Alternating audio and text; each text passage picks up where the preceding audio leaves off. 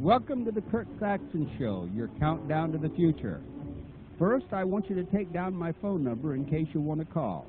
The number is 501-437-2963. In case you didn't get it, here it is again, 501-437-2963. Sorry, but we can't accept collect calls. Tonight's topic will be a continuation of Garrett Hardin's Carrying Capacity. The whole work is found in the Survivor Volume 3. The Indian unemployment rate is commonly reckoned at 30%, but it is acknowledged that this is a minimum figure. Underemployment is rife. Check into a hotel in Calcutta with 4 small bags, and 4 bearers will carry your luggage to the room, with another man to carry the key. Custom and a knowledge of what the traffic will bear decree this practice. In addition, malnutrition justifies it in part. Adequately fed, half as many men would suffice. So one of the early consequences of achieving a higher level of nutrition in the Indian population would be to increase the number of unemployed. India needs many things that food will not buy. Food will not diminish the unemployment rate, quite the contrary, nor will it increase the supply of minerals, bicycles, clothes, automobiles, gasoline, schools, books, movies, or television. All these things require energy for their manufacture and maintenance. Of course, food is a form of energy, but it is convertible to other forms only with great loss, so we are practically justified in considering energy and food as mutually exclusive goods. On this basis, the most striking difference between poor and rich countries is not in the food they eat, but in the energy they use.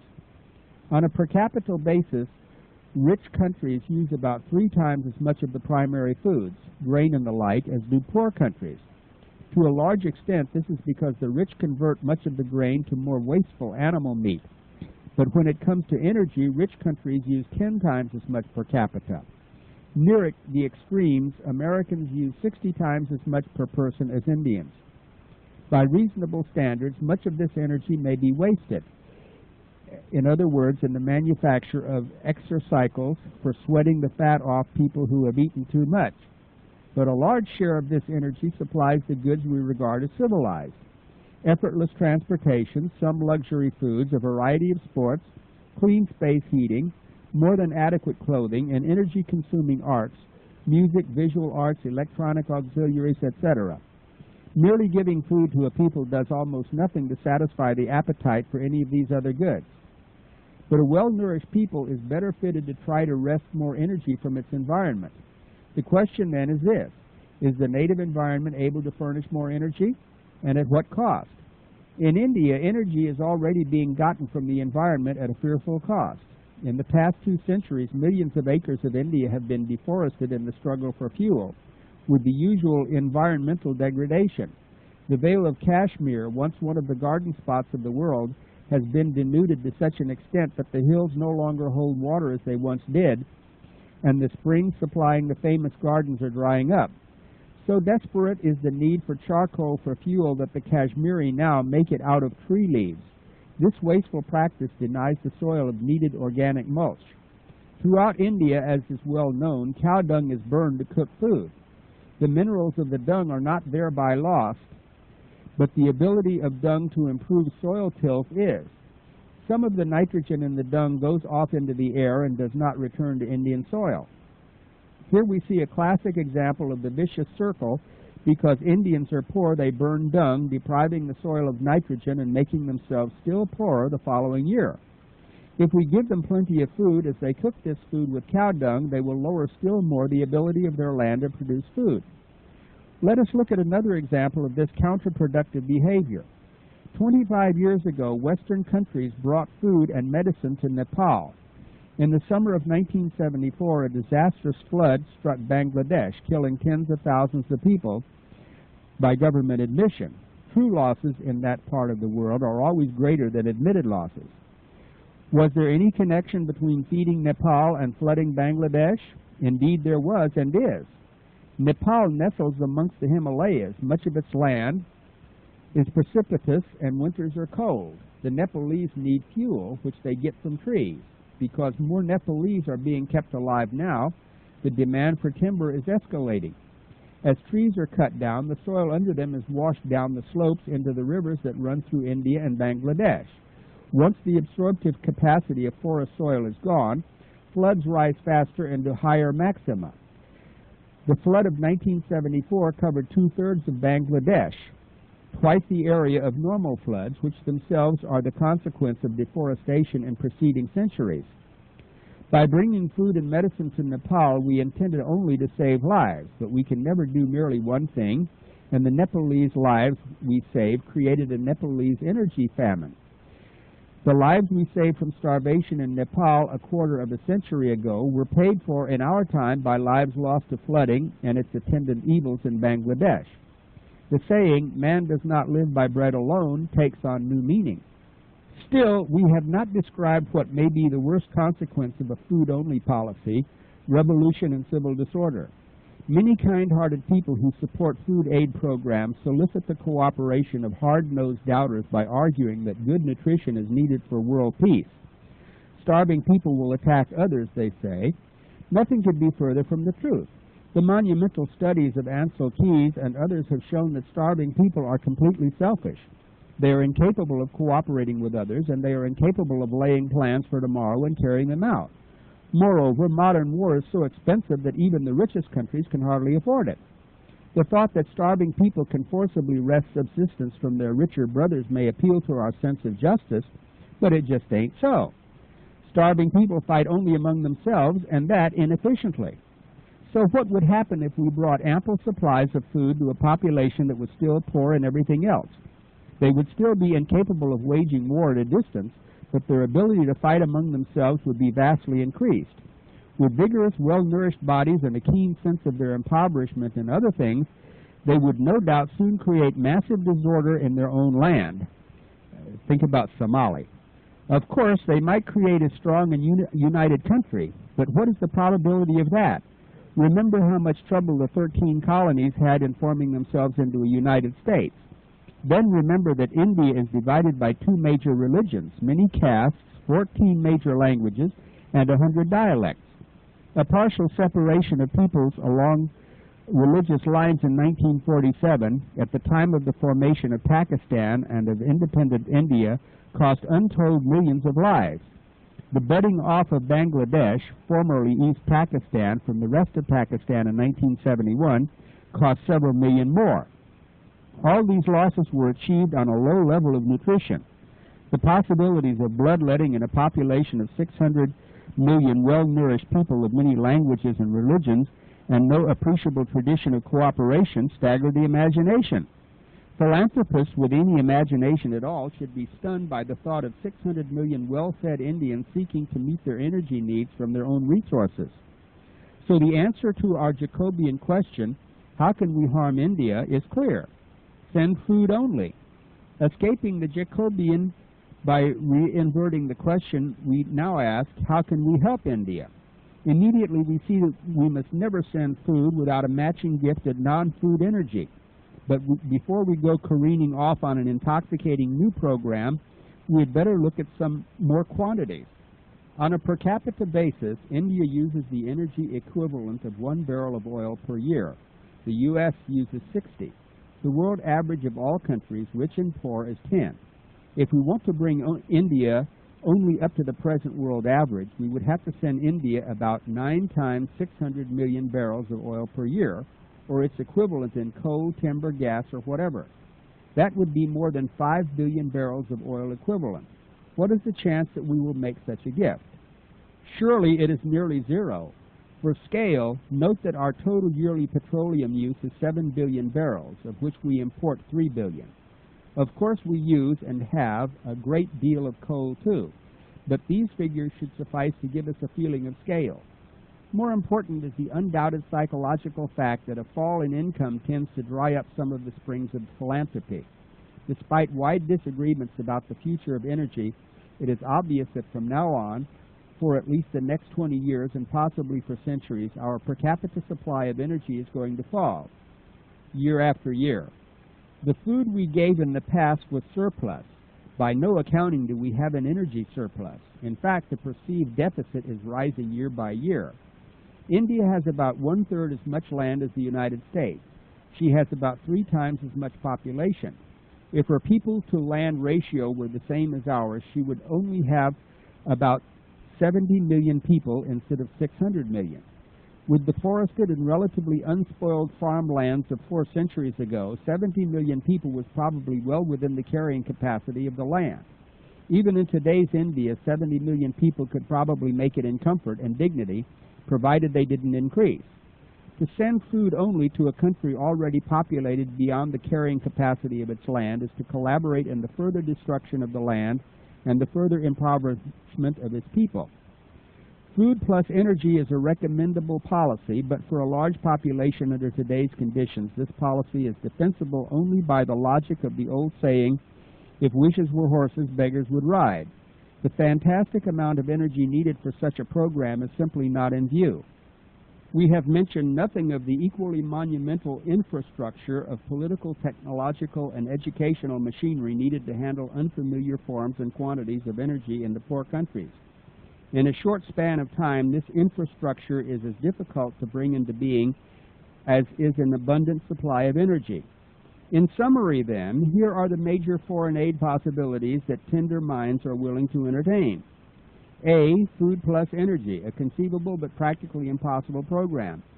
B, food alone, a conceivable and possible program, but one which would destroy the recipient. In light of this analysis, the question of a triage shrinks to negligible importance. If any gift of food to overpopulated countries does more harm than good, it is not necessary to decide which countries get the gift and which do not. For posterity's sake, we should never send food to any population that is beyond the realistic carrying capacity of its land. The question of triage does not even arise. Joseph Fletcher neatly summarized this point when he said, "We should give if it helps, but not if it hurts." We would do well to memorize his aphorism, but we must be sure we understand the proper object of the verb, which is the recipient. Students of charity have long recognized that an important motive of the giver is to help himself, the giver.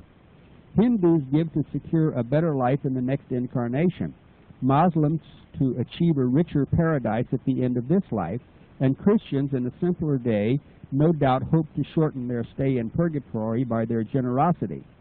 Is there anyone who would say that contemporary charity is completely free of the self-serving element?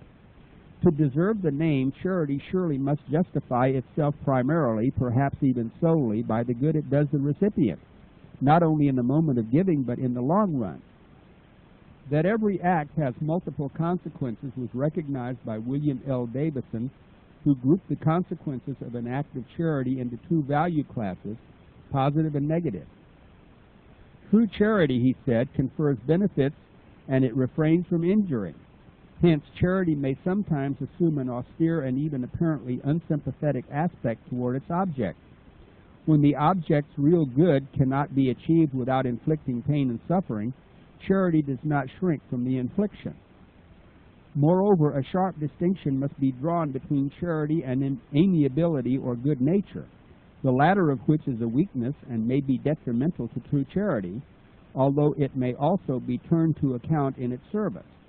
To the ecologically minded student of ethics, most traditional ethics looks like mere amiability, focusing as it does on the manifest misery of the present generation to the neglect of the more subtle but equally real needs of a much larger posterity. It is amiability that feeds the Nepalese in one generation and drowns Bangladeshi in another.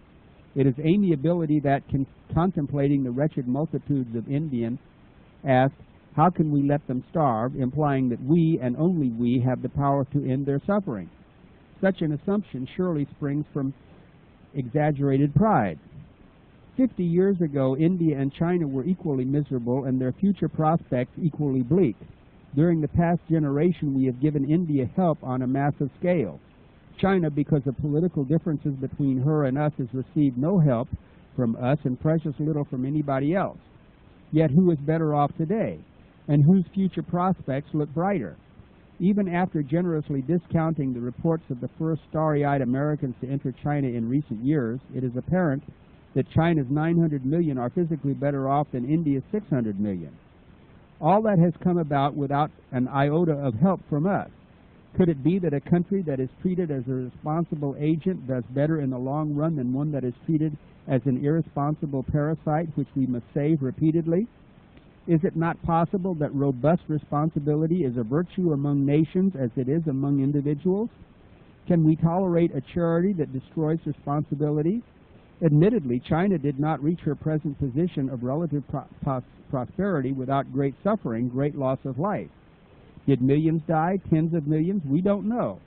If we had enjoyed cordial relations with the new China during the birth process, no doubt we would, out of a rich store of amiability, have seen to it that China remained as irresponsible and miserable as India.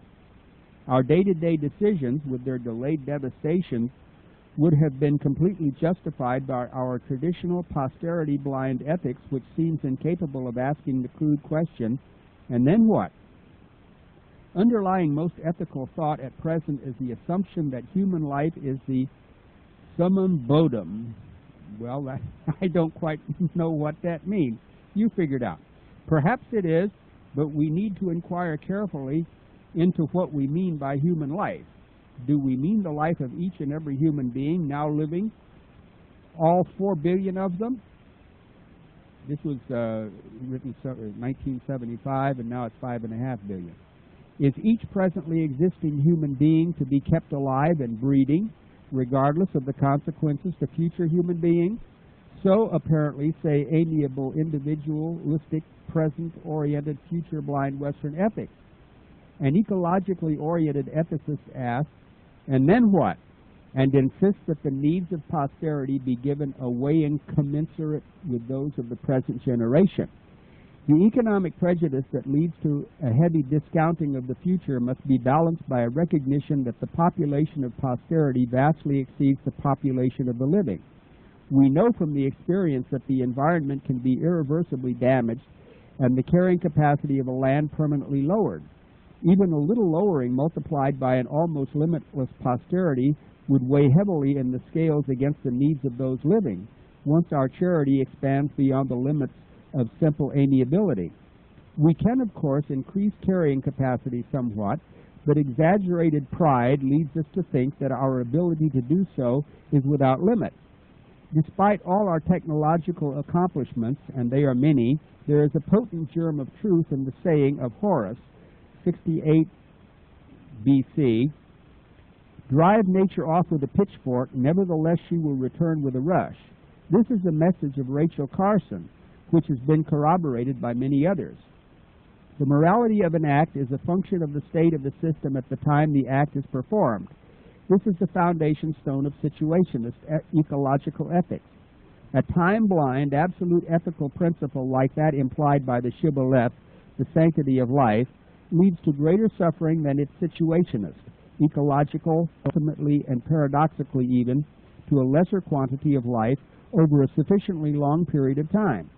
The interests of posterity can be brought into the reckoning of ethics if we abandon the idea of the sanctity of present life as an absolute ethical ideal, replacing it with the idea of the sanctity of the carrying capacity.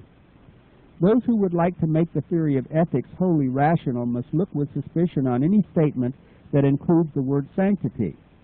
There is a whole class of terms whose principal and perhaps sole purpose seems to be to set a stop to inquiry. Self-evident and sanctity are members of this class. I must therefore show that sanctity is used as something more than a discussion stopper when it occurs in the phrase, the sanctity of the carrying capacity. Some there are who so love the world of nature, that is, nature, including man, that they regard the preservation of a world without humankind as a legitimate objective of human beings. It is difficult to argue this ideal dispassionately and productively. Let me only say that I am not one of this class of nature lovers. My view is definitely homocentric. Even so, I argue that we should do well to accept thou shalt not exceed the carrying capacity of any environment as a legitimate member of a new decalogue. When, for the sake of momentary gain by human beings, the carrying capacity is transgressed, the long-term interests of the same human beings, same meaning themselves and their successors in time, are damaged. I should not say that the carrying capacity is something that is intrinsically sacred, whatever that may mean. but that the rhetorical device, carrying capacity, is a shorthand way of dealing time and posterity into the game. A mathematician would, I imagine, view carrying capacity as an algorithm, a substitute conceptual element with a different grammar from the elements it replaces. Algorithmic substitutions are made to facilitate analysis when they are well chosen. They introduce no appreciable errors. I think carrying capacity meets significant analytical demands of a posterity-oriented ethics.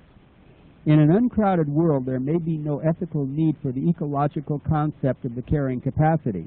But ours is a crowded world. We need this concept if we are to minimize human suffering in the long run, and not such a very long run at that. How Western man has pretty well succeeded in locking himself into a suicidal course of action by developing and clinging to a concept of the absolute sanctity of life is a topic that calls for deep inquiry. Now that's the end of the article, and I'm going to read just a bit of a part of a poem that he adds at the end of it. Dam my rivers and I'll salt your crops. Cut my trees and I'll flood your plains. Kill pests and by God you'll get a silent spring. Go ahead, save every last baby's life. I'll starve the rest of them later. Okay, here I am again. The phone number is 501-437-2963. And the mailing address is P.O. Box 95, Alpena, Arkansas, 72611. Now, that I just read was, in a sense, a secret document. I'll get on that a little later. Hello, Kurt Saxon here. Hi, Frank. Yes, I'd like to find out, what is the average waiting time for the packet now? Well, it shouldn't be more than about a week to 10 days. Yeah, okay. I'm still waiting on mine. I'll wait a little longer. Well, how long ago did you send? About 2.5, 3 weeks ago. Well, that's, if you don't get it in a week, you just let me know and we'll send you another packet. Okay, I have another question too. Okay. When you were an active member of the Church of Satan, was homosexual activity given the same status as heterosexual activity during your fertility rites? No, there were no fertility rites, and there was no homosexual activity there. There were a few of them there. It was pretty funny. This guy, he was a member there, and he was complaining and bitching because he went out with Anton in a dress after the meeting, and so they went to a restaurant, well, with a group of people that usually went out after the Friday night meeting. And so he had his dress on. He had to go to the John. Oh. And so he went to the women's John. And, of course, he was a big guy. He looked like a very big, ugly girl. If I'd have been his type of person, I would not have gone in drag, as they call it. But he went out there. And so he went into the women's. And, of course, any woman could tell that he was just a big fruit. And so they called the police, and they dragged him off, and they threw him in the drunk tank, and the people beat him up, and he's complaining mainly because they broke his shoes. Well, I asked that question because I read that in certain of your holy days. Well, now, wait a minute. Not my holy days. Okay, of your former holy days. No, there were no holy days. Oh, well, your unholy days. Or even unholy. No, you see, you're getting the wrong thing there. I joined for a few months in 1967. There were no holy days. Unholy days. It was no unholy days. Had nothing to do with that. We would just meet, and Anton would give a lecture.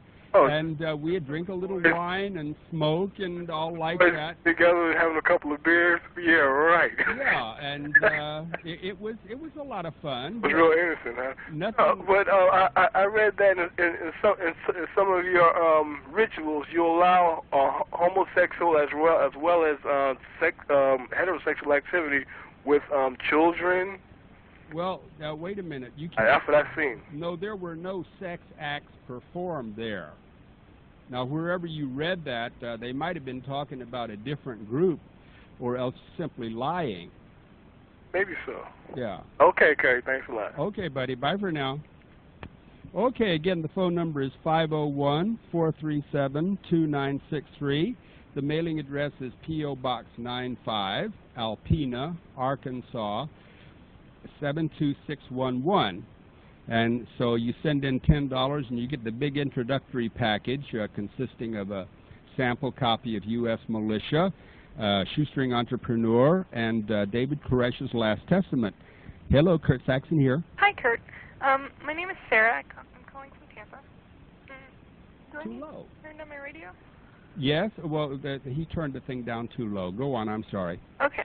I had two questions. First, I couldn't quite hear everything you're saying about ethics and sanctity. Oh, well, you see, that was Garrett Hardin's lecture, which he put on paper. And as I was saying, in a sense, it's a kind of secret document. And it was published in 1975. And it's not secret in the sense that they withheld it from the government. It's secret in that it's one of these ivory tower, highly educated things that they didn't consider that the public would be interested in, and they were probably right. You see, the people who are way up there, Garrett Hardin is he writes books, and he lectures to college classes, and of course the poor dumb people in his college probably just having their sex fantasies while he's talking, so they don't really register anything that he says. But he and Elmer Pendle and Paul Ehrlich and William Vogt and Sachs and these other demographers, they're very educated. They know about the world. They know about history. They know the laws of cause and effect. And so they know all of these things that are happening and are happening now, but you never hear it in the media. So it's almost a secret. But of course they don't mean it to be a secret. But you see, I had trouble reading it because his vocabulary was so high, and it's something that you might, if you're reading it, you can sort of go back over it and so you can understand it. But just reading it out to the public, there was a lot of words there that I didn't understand. And but you see, he does not write to you and me. He writes to the illiterati and the high mucky-muck types. Right. Well, I'm very interested in that. Well, it's all in Volume 3 of The Survivor. Right. My boyfriend and I have been kind of calling throughout the week. Yes? And he has a copy of that, so I plan to read it tomorrow to my European history teacher. You're going to have trouble. Well, I don't think it'll be too bad. She seems halfway intelligent, but she's preaching socialism to us, and I don't really agree with that. Well, she will not agree with it, and she probably won't let you finish it, and it's terribly boring in spots. But it's something that I thought I ought to read. Yeah, I enjoyed it. But I also wanted to thank everyone who's been calling in giving me information about night classes. Yes. I've gotten quite enough information if everybody wants to get onto a new topic. Okay. Thank you very much. You're welcome. Okay, bye, dear. Bye. Okay, again, the phone number is 501-437-2963. And just in case you wandered on this station, it's 5.810 megahertz. And the mailing address is P.O. Box 95, Alpena, Arkansas, 72611. And for $10, you'll get the big information packet. Also, you'll get $5 off on either subscription. And by the way, anybody who has a Tuesday, February 8th show on tape, the editorial title was Prepare for the Worst and Prosper. Then if you could send that in, we will make it worth your while. Thank you very much. Hello, Kurt here. Hi, Kurt. This is the guy from Electronic Information Systems. Oh, say, aren't you the martial arts man? Yeah, also. I read your literature in that martial arts Nordic track type thing. That was fascinating. Oh, you like that then, huh? Yes, I did. Why don't you, I think you'd have a market here because, of course, it's a little high priced. Yeah, that model there was made in Hungary. Yeah. But we have been trying, well, of course, we try to have it made in the United States, but because of union costs and government regulation and taxes, it was pretty much impossible to have. Well, I'll tell you what you do. You get a couple of guys who know metalworking and make your own little factory. Mm-hmm. You don't bother with the bureaucrats. Yeah, it's hard dealing with them. Yes. But right now we're checking other avenues to have it produced and have a lower cost. That machine was It was more made for a gym or a health spa. You know, yes. It's a little heavy duty, but we want to scale it down. Well, it has all the endorsements, all the top karate people. Yes. Well, what you ought to do is get some of the karate people that are making money on their karate schools and have them back you. Yeah, we have a program. We set up a program where they were going to go ahead and become dealers also. Yes. Well, I think you got a great thing there because from a martial artist standpoint, it really gets to all of the muscles that will be called into play in martial arts. Sure. And it would help the reflexes too. Oh yeah, it's. So don't bother with Hungary. Yeah, well, we pulled out of there because didn't have problems pretty much with Hungary. We had problems with the in-between company that we were dealing with in the U.S. Yeah, middlemen are really miserable, but what you ought to do is get some of the bigger, like maybe a publisher of some of the martial arts magazines and sell them on the idea of buying into it and getting a few people, maybe about 5 or 6 guys who know metalworking, and I bet you can find that in like a pool of the martial arts people themselves, because a martial artist isn't just some dumb guy that bounces off the walls. A lot of them are intelligent. A lot of them have skills. Sure. Yeah. So just get maybe 5 or 6 of them together and start your own little 1 or 2 room factory and start turning this stuff out. Yeah, we are looking into it to get it going because, like I said, we had a lot of orders that we had to send back because things kind of fell through. Well, I think you could make it for 1/3 of the cost. Oh, really? Oh, yes. You get some people knowledgeable in manufacturing and just little entrepreneurs. You have my copy of Shoestring Entrepreneur, don't you? No, I just ordered the U.S. Militia. I have some back issues of that. I'll have to go ahead and order the... well, you ought to subscribe to Entrepreneur because that will give you some ideas about getting your thing manufactured. Oh, great. Well, I'll have to order. Well, I'll put something in the mail, and you could maybe send me some of the back issues that pertain. Well, if you send the $15 for the subscription, you will get the first copy of Shoestring Entrepreneur plus a whole bunch of back issues of The Survivor. And if you read that stuff, it'll start sort of congealing in your mind there on how to just get a group of guys together who know what they're doing. They have to know what they're doing, not just a bunch of happy-go-lucky good-time Charlies. Oh, that's for sure. They have to be skilled in metalworking, and then get some backing from publishers of the martial arts magazines. And I'm not talking about a whole bunch of them. Right. I know but one just, of these. A few $1,000s would get you started. Oh, it's something I definitely am going to look into. If things don't work out with our present venture, then I may be doing that. Well, do both. Yeah, that's true. Don't limit yourself to one activity. Oh, that's for sure. Yeah. Well, like I said, we went through about 10 or 12 companies already, so that may be the next step for us. Yeah. To go ahead and do that.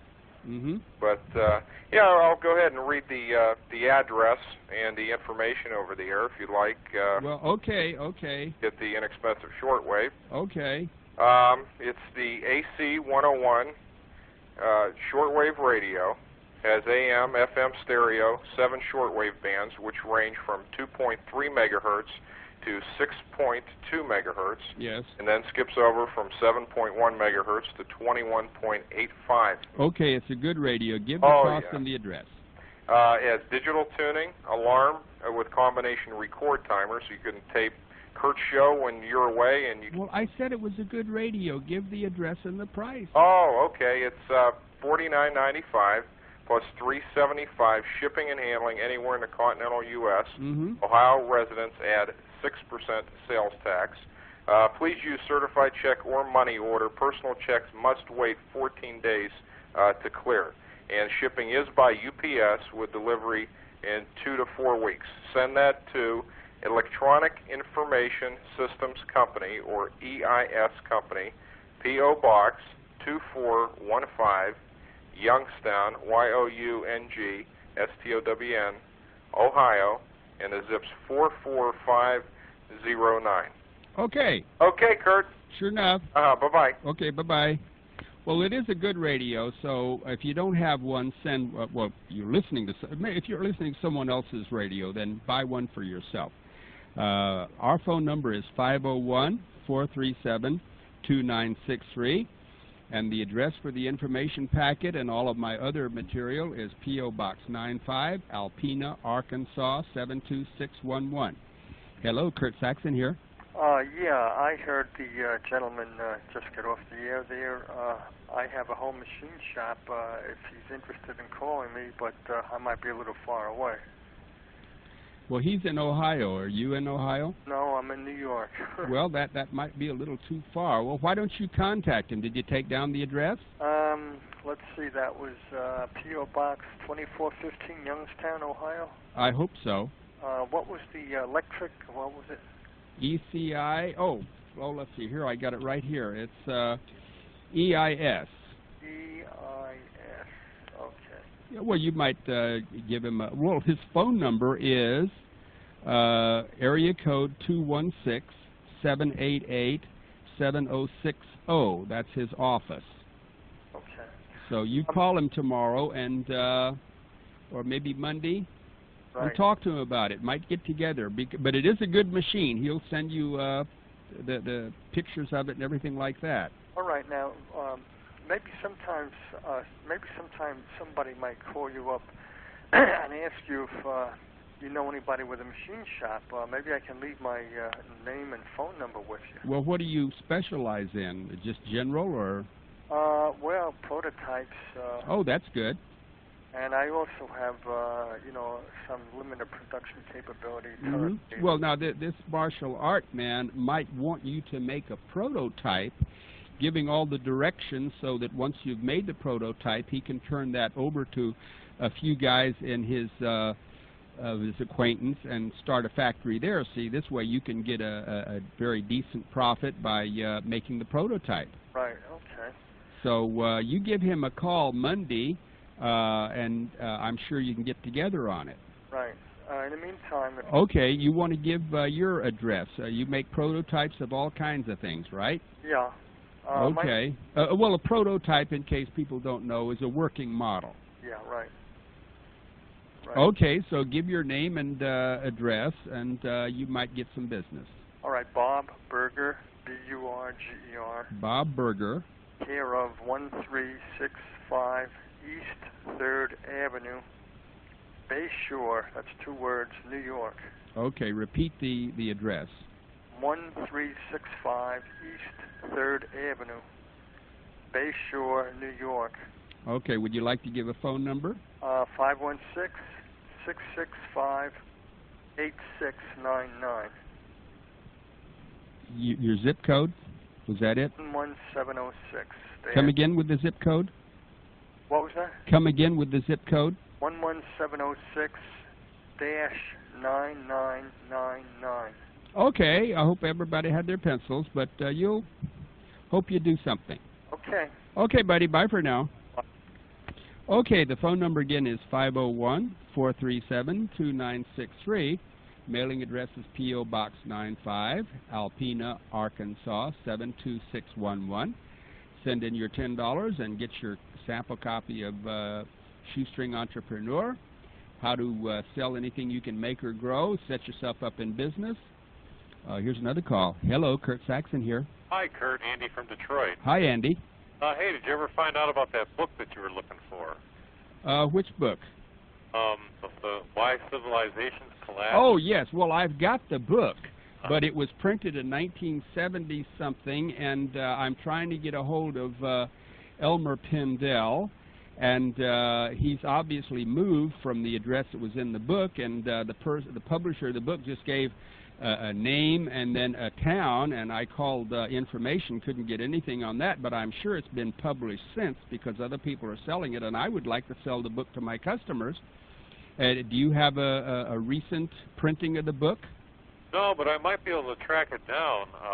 Well, I'd sure appreciate that. I'll get a hold of one of my brothers works at a major library out east. Yes. And well, it's a soft cover book. It might not be in the library, and it's also one of these. It's very simply written and easy to read, unlike the last article I read. Well, they have like an internet system with their computers, and they can probably track it down and at least get... Well, I would appreciate that. Have him track it down and you read it. I'd like everyone to read it. Uh-huh. All right, great. But it's Why Civilization Self-Destruct by Elmer Pendle. And anybody who knows where the man is, if he's still alive, I hope so, I'd appreciate a call. Yeah. Hey, have you heard anything about this, my mind is a blank now. Well, let me get on to something different. Okay. All this business about this night vision stuff. Oh, well, she said that she had all the information she needed on it. Yeah, well, I would say that I think your best source for night vision equipment right now is the Shotgun News. Well, I think her best thing that she should do is just get a pair of 7x50 binoculars. Or else eat a lot of carrots. Yep. A lot of that stuff, like the Russian equipment, it leaks. Leaks. Even the starlight scopes, it leaks an electronic noise. Oh. Be detected. Your infrared systems generally, well, they put out an infrared light, and that can be detected usually twice as far as you're going to be able to see. Yes.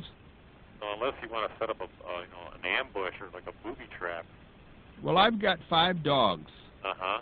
So they tell me where anybody is, even when there's no one there. Dogs or cats, they know what's going on well before humans do. Yes. And well, either eat a lot of carrots or get a dog. You know, and if they're really worried, I mean, with the new stuff they got, this thermal imaging, you can be 1,000 meters away and they're going to spot you. Yeah. So I wouldn't worry too much about that. Yeah. You're better off just lying low, and because they're going to have to get close to shoot you. So. Yeah. And you'll actually, if she really wants something, she should think about a sound detection. Yeah, that'd be pretty good. From a lot faster than you'll hear a lot of heavy breathing out there. Yep. All right, Kurt. Well, I'll see what I can find out about that book for you. Okay, I appreciate it. Okay. Thank you very much. Okay, the phone number again is 501-437-2963, and the mailing address is P.O. Box 95, Alpena, Arkansas 72611. Hello, Kurt here. Hello, Kurt. Yes. Do you have any good tips on keeping down fleas on dogs? Well, we get stuff from the vet. What is, Glenda, my wife just stepped over here. What is it that we buy from the vet? She doesn't remember. Call your vet. It's just, well, we've got dogs, and I tell you, when the flea season comes, we just do everything with them, and finally they die, one way or the other. But this is something that's been going on for thousands of years. The fleas have been here longer than we have, and like cockroaches, they're pretty good at staying alive. Yeah. Well, let me ask you one more question. Okay. On your travels, did you ever have a meeting with any of the Manson crowd? No. I heard that one of the Manson crowd had been for a time a member of Anton's church, but I don't think I met the person that I know of.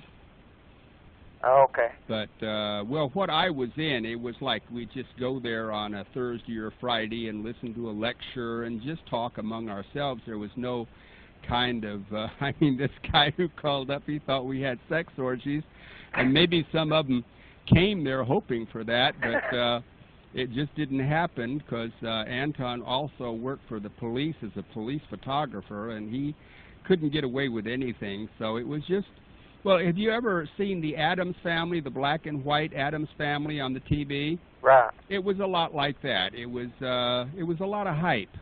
Kind of like John Birch Society. Well, you might say that. I met the same kind of people in both groups. Okay. Okay, buddy. Bye for now. Bye. Okay, the phone number again is 501-437-2963. The mailing address is P.O. Box 95, Alpena, Arkansas 72611. Here I am again. Hi, Kurt. How you doing? Doing fine. In regards to the fellow's last call, excuse me, if you go to a feed store or hardware, you can buy stuff for the garden commercially called SEVIN, 7. 7. Yeah, 7 dust. I've used that. And it's supposed to be safe for all animals, including cats, which are very highly toxic to a lot of things. But you can buy this in bulk, literally, for your garden, and you can use it on dogs and cats, livestock, and your vegetable garden, and so forth, and it's supposed to be safe. Of course, they said that about Agent Orange, too, but apparently stuff is safer. Well, we've used it, and it works pretty well. Yes, it is, but the fellows want to know what to do about fleas. You can probably spray it around. There are premise sprays, and you can probably spray this around your... well, it is a powder. Right, right. And I believe you can also buy it in liquid form that you can put in a, not an atomizer, but what you spray for fruit trees and so forth, an ortho. Yeah. You spray this around. Mm-hmm. You know that fleas can go something like 120 days without eating. Mm-hmm. Well, they don't around our house. Well, what did you say? You had 19 cats? About 20. Yeah, well, I guess they got enough to eat around there. Yes. Anyway, it's 7, SEVIN, is really good stuff. Yes, I appreciate that. Thanks for recalling it, because we did use it, and it is good. And also, my wife just recalled it. It's Addams Flea Spray Shampoo. Yeah, that's good stuff, too. Yes. It's a pyrethrum, and it's also very safe, she says. Right. When my wife and I are going to go out to a dinner, that's what you use it behind her ears. It works really nice. Behind your wife's ears? That's what we don't have to. With the hippies, used to wear the flea collars around their heads to ice away. So we do this if we're going to go out slumming one night, and especially going to Detroit. I guess so. All right, Kurt. Nice talking to you. Thank you. Bye-bye. No. Okay, the phone number again is 501-437-2963. Hello, Kurt here. Yes, Kurt. Yes. I believe, if I'm not mistaken, that if a person is interested in something that not as toxic as 7, they might use brewer's yeast. I understand that. Well, we've tried that. Have you? Yeah, and the dogs like it. The cats don't much care for it. But it didn't work for us. Now, it might work for you. Maybe we didn't apply it long enough.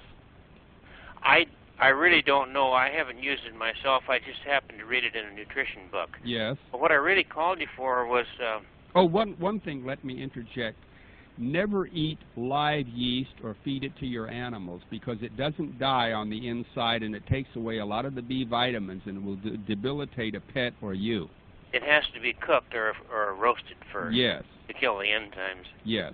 Yeah, that's correct, from what I understand. Okay, sorry to interrupt you. Oh, no, that's fine. What I really called you about was the discussion in regard to marijuana. Yeah. The Russians, according to a book by Udo Erasmus, E-R-A-M-S-M-U-S, I believe is Erasmus. All right, Erasmus. Okay.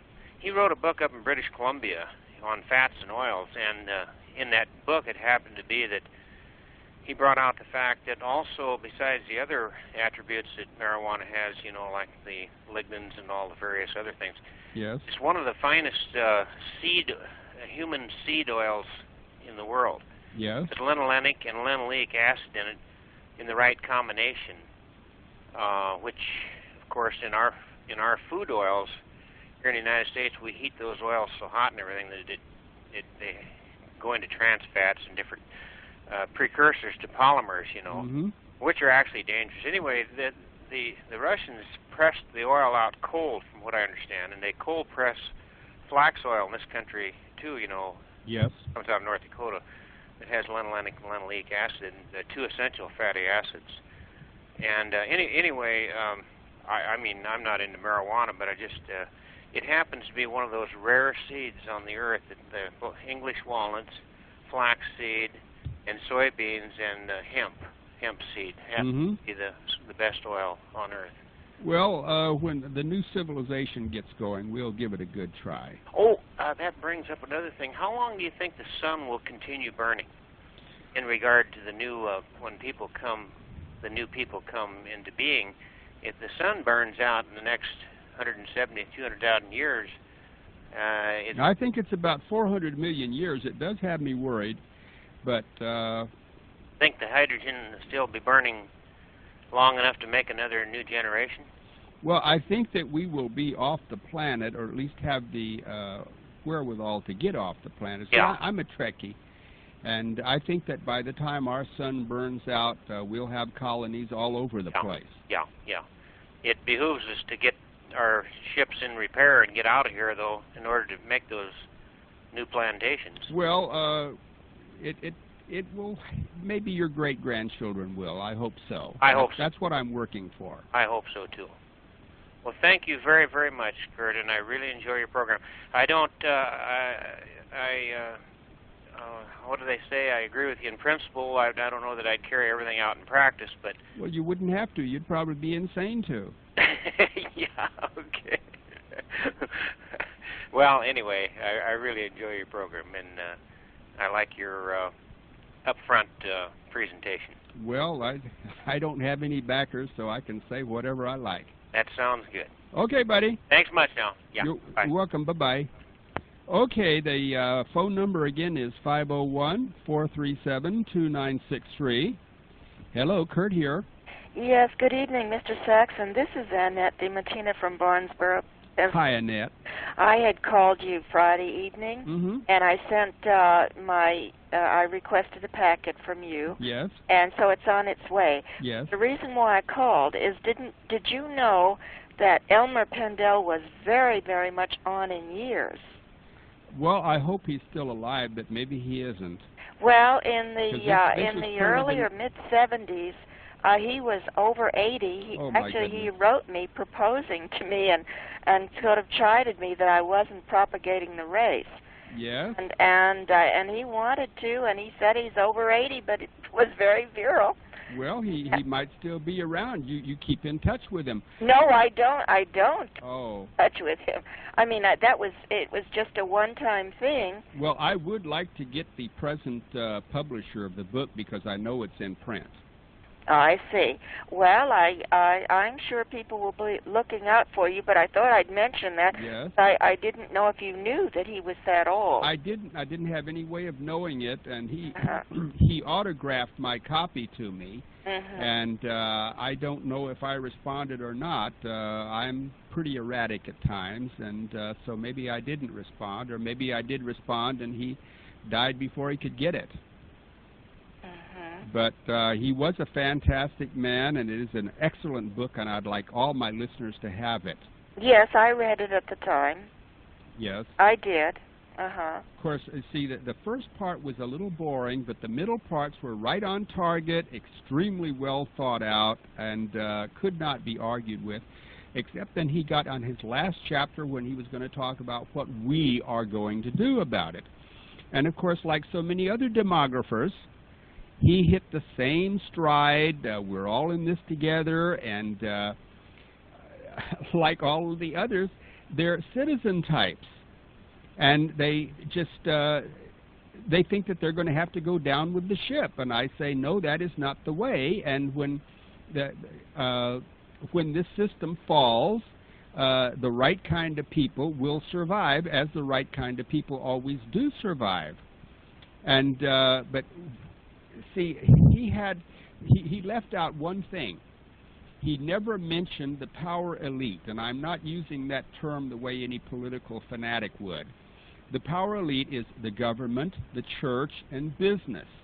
And the power elite has been the same kind of setup since the dawn of civilization. You see, the government wants subjects, taxpayers, soldiers, etc. The church wants worshipers, sheep to shear, etc. And, of course, business wants labor, preferably cheap labor, and customers. So the further down the civilization sinks, the more resistance are the power elite to getting rid of the people who support them. So we're going to have to wait until the power elite fails, gets out of the way, and then we can set up the inauguration of the next step in the evolution of civilization. Do you disagree? Well, no, I don't disagree, except that coming from a Christian point of view, and as I explained in my letter, I believe that the Bible has answers to this problem, and that even though we are to come out of the system, we are still to witness for what the Creator said was the right way to govern ourselves and our nation, because all of that kind of government is in the Bible. And there is a remnant that's going to be saved if one believes biblical prophecy. There are saviors that are going to come upon Mount Zion, and I do believe that that is the North American continent in the latter days. So that I do believe that there are men that are going to stand up. The Bible said that there are 7 shepherds and 8 principal men, or it could be an 8th principal man, I'm not sure. Yes. But anyway, there are going to be certain leaders that in the end time will do very extraordinary things and do exploits, but along the lines of the Bible. Now, just because the enemies of God, and I do speak of an evil seed line, which I mentioned to you, because they have been the enemy since the fall of Lucifer, and they've had their children in the earth. They have been in opposition to everything that God does, but they are so subtle, and they always sound so humanitarian.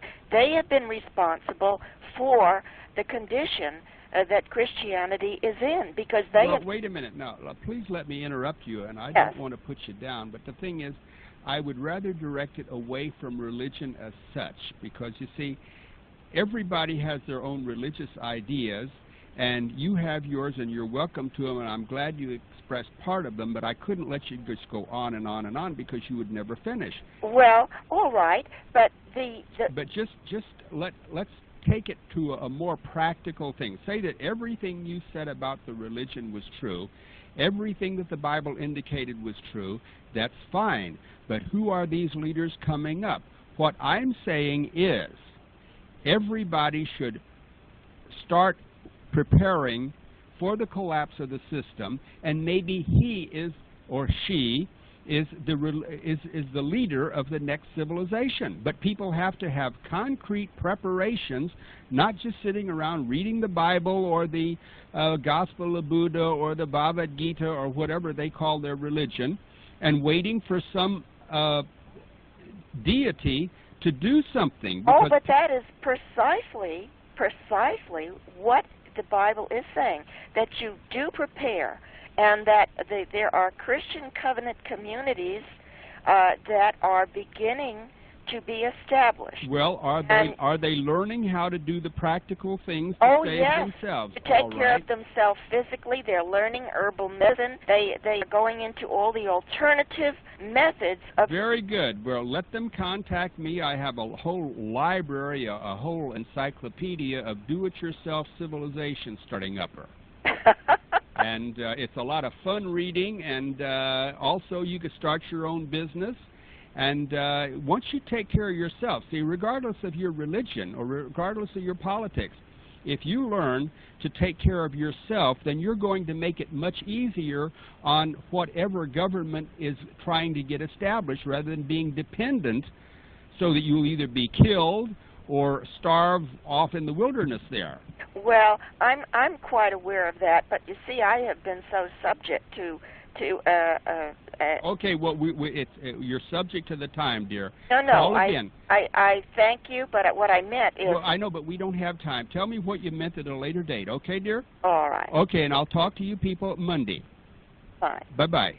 Now it's sign-off time. I'll talk to you tomorrow. So this is Kurt Saxon saying goodbye and be good.